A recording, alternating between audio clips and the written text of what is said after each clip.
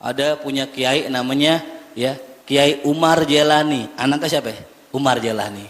Tapi sahabat para hadirin kagak satu pun yang namain anaknya Muhammad. Sehingga nama Muhammad ini baru muncul setelah zaman Imam Syafi'i. Ya. Imam Syafi'i lahir diberi nama Muhammad bin Idris Asy-Syafi'i. Sebelum Imam Syafi'i itu kagak ada yang namanya Muhammad. Kenapa? Alasannya kata ulama, karena beradab dengan nama Nabi Muhammad.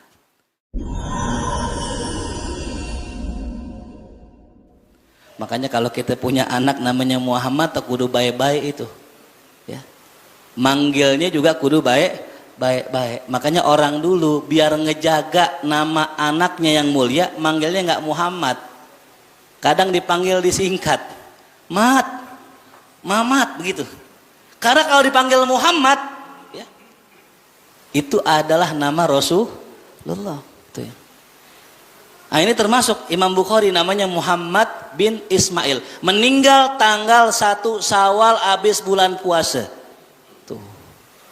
Dimana kata Rasulullah, man soma Ramadana, siapa yang puasa di bulan Ramadan, imanan wahtisaban, karena iman dan karena mencari pahala dari Allah, ghufirallahu ma taqaddama min dzambi, Allah ampunin semua dosanya. Kira-kira surga neraka. Orang habis puasa 30 hari dosanya kehapus, meninggal surga neraka. Pengen nggak kira-kira? Nah, pengen. Alhamdulillah. Anak kecil belum ada dosanya. Yang belum hari pengen nggak kira-kira Pak? Habis lebaran besok ya. Siap yang belakangan siapa? Hah? Pengen? Pengen, udah siap. Tijar tolong didata nanti yang pengen. Ini subhanallah ya. Kata Sayyidina Ali, ditanya Sayyidina Ali, man huwa solihun ya Ali? Siapakah orang-orang soleh? Kata sahabatnya Sayyidina Ali. Sayyidina Ali jawab, orang soleh itu orang yang berani mati. Orang yang rindu dengan kematian, itu ciri orang soleh. Dan saya yakin Darun Naim jamaahnya semua soleh, amin. Dibilang meninggal habis puasa, pada iya katanya gitu. Ya. Yang kalau yang mudah-mudahan jangan dah, apalagi tijar jangan ya, jangan. Ntar aja lamaan dikit Ustadz ya. Belum dapat gacoan ini. Ya, kita doain mudah-mudahan yang belum punya gacoan dapat insya Allah, amin. Udah punya, udah, alhamdulillah tuh ya. Yang belum nambah insya Allah, nambah anaknya. Nah ini Imam Bukhari punya guru namanya Abdullah bin Yusuf. Beliau punya guru namanya Imam Malik. Nih Imam Malik luar biasa.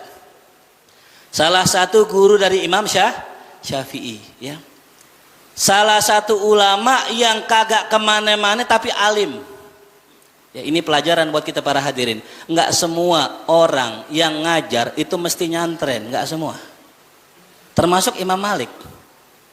Imam Syafi'i muridnya adalah sosok ulama yang dididik dari banyak negara, jadi kemana-mana, nyantrennya di banyak tempat. Dari mulai Makkah belajar dengan Al-Imam Sufyan bin Uyainah, belajar dengan Al-Imam Khalid bin Muslim Az-Zanji, pindah ke Madinah belajar dengan Imam Malik bin Anas, pindah ke Yaman, pindah ke Irak belajar dengan Imam Muhammad bin Hasan Asy-Syaibani, pindah ke Mesir ya belajar dengan ulama-ulama Mesir. Itu 5 tuh negara didatengin sama Imam Syafi'i. Tapi Imam Malik enggak Pak. Imam Malik kagak kemana-mana, cukup ngejogrok di kota Madinah tapi jadi ulama. Bahkan ilmunya diakuin oleh ulama-ulama di zamannya. Ya. Sampai suatu hari Imam Abu Hanifah yang alim betul, yang terkenal dengan logikanya, cerdas luar biasa. Ya. Ini Allah kasih anugerah logika yang luar biasa. Sampai sekarang Pak, mazhab Hanafi termasuk mendominasi di Eropa. Jadi kalau kita lihat tuh kemarin ada orang lagi sholat nih, naikin apa tuh? Kucing. Itu alhamdulillah untung kucing bukan kambing tuh ya. Untung apa? Kucing tuh ya. Bukan yang lain. Karena unik memang kalau kadang ini kita bisa bilang luar biasa karena kalau kita ditaikin kucing bagaimana Pak kira-kira reaksi kita? Oh, kaget minimal apa? Batal paling enggak tuh. Ini enggak tuh.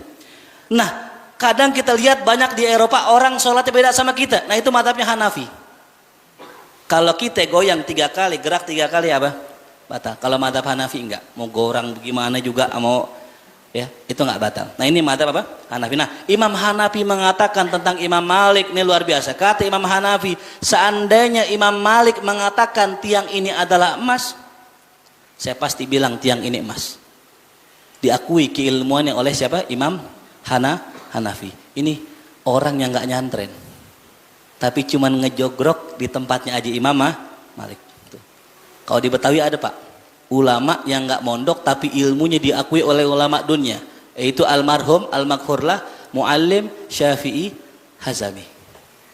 Mungkin para jamaah sebagian kenal ya, almarhum Muallim Syafi'i Hazami. Itu cuman modal ngaji ngampung, ngaji lekar. Ya. Saya dengar kisahnya dari guru-guru kami, Muallim Syafi'i Hazami itu ngajinya diantaranya sama Muallim Sayyidan. Pindah ngaji kepada Al-Habib Ali bin Husain Al-Attos. Itu cuman ngaji dari rumah ke tempat gurunya, bolak-balik begitu aja. Tapi alimnya luar biasa. Ini bisa kita tiru Pak. Ajaran anak-anak kita ini yang nggak mondok, yang nggak pesantren, bisa kita jadi alim asal kita ngikutin metodenya para ulama-ulama kita dulu. Makanya kalau ditanya ulama-ulama Betawi zaman dulu, itu nggak ada yang mondok, nggak ada yang nyantren. Termasuk almarhum Kiai Haji Abdullah Syafi'i nggak nyantren. Cuman belajar di mana? Di Habib Ali. Termasuk almarhum Kiai Haji Thohir Rohili. Itu juga alim, belajar di Habib Ali. Sampai guru-guru di kampung saya di kampung Pulau Kalibata, almarhum Kiai Usman Syarif, belajar di Habib Ali. Termasuk juga ya, termasuk guru Najihun, guru Muhammad bin Haji Najihun, belajarnya juga di mana? Habib Ali. Ini buat anak orang Pak, jamaah Darun Naim, remaja Darun Naim yang kagak mondok jangan khawatir. Asal kita benar-benar sungguh-sungguh belajar dengan tekun dengan seorang guru, Allah kasih futuh. Allah kasih ilmu yang manfaat. Ini Imam Malik. Nggak kemana-mana. Cuman di kota Madinah tapi ilmunya dari seluruh negeri. Kenapa? Karena orang setiap kali pergi haji pasti mampir ke kota Madinah. Tuh. Dari Irak pergi haji ke Mekah, mampir kemana? Madinah. Dari Mesir pergi haji kemana? Ke Mekah, mampir ke Madinah. Semua guru-guru yang datengin beliau, sehingga Imam Malik menjadi seorang alim besar tanpa belajar keluar kemanapun. Subhanallah. Nah Imam Malik punya guru ya, namanya Imam Nafi. Imam siapa? Nafi. Ini Imam Nafi adalah seorang budaknya Abdullah bin Umar yang diberdekakan oleh beliau. Tuh, jadi pelajaran juga buat kita. Nggak mesti orang kaya, nggak mesti orang berpangkat kalau mau alim. Seorang budak saja seperti Imam Nafi bisa diangkat derajatnya sama Allah cuman gara-gara ilmu. Ya, buat anak muda nih yang nggak punya duit, yang nggak punya kerjaan yang tinggi, yang nggak punya titel jabatan, jangan menyerah. Ya. Jangan berkecil hati. Selama punya ilmu, insya Allah kita dicari Pak. Ini anak-anak sekarang kan jarang banget anak-anak Betawi yang bisa baca kitab, betul ya? Paling kalau bisa baca kitab itu juga mondok. Yang nggak mondok sangat jarang. Ya. Kenapa nggak bisa? Karena tadi himmahnya yang kurang. Apalagi sekarang nih zamannya orang ngaji tematik Pak. Ya, datang nih isi kajian tentang riba.